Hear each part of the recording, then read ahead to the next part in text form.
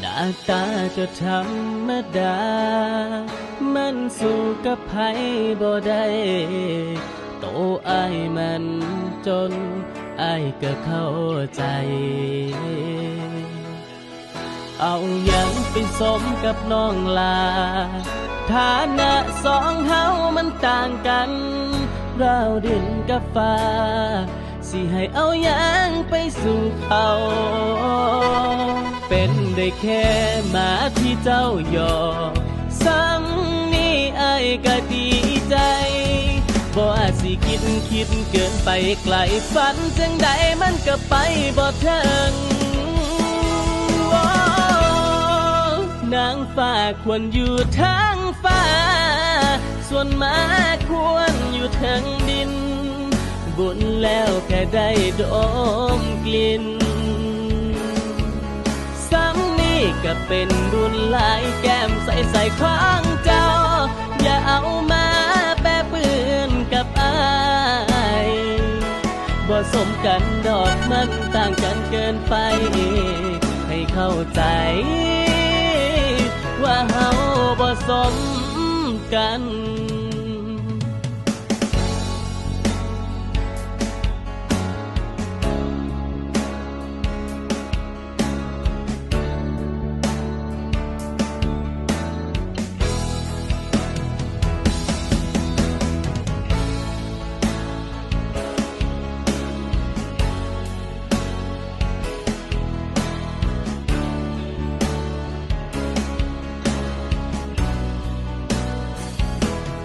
เป็นได้แค่หมาที่เจ้าหยอก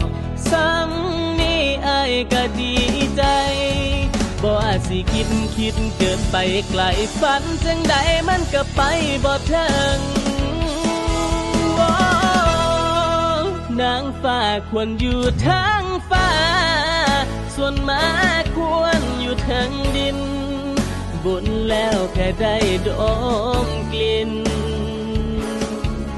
ซ้ำนี่ก็เป็นบุญหลายแก้มใส่ของเจ้าอย่าเอามาแปะเปื้อนกับอ้ายบ่สมกันดอกมันต่างกันเกินไปให้เข้าใจในปากว่าเฮาทางฟ้าส่วนม้าควรอยู่ทางดินบุญแล้วแค่ได้ดมกลิ่นซ้ำนี่ก็เป็นบุญหลายแก้มใส่ของเจ้าอย่าเอามาแปะเปื้อนกับอ้ายบ่สมกันดอกมันต่างกันเกินไปให้เข้าใจว่าเฮาบ่สม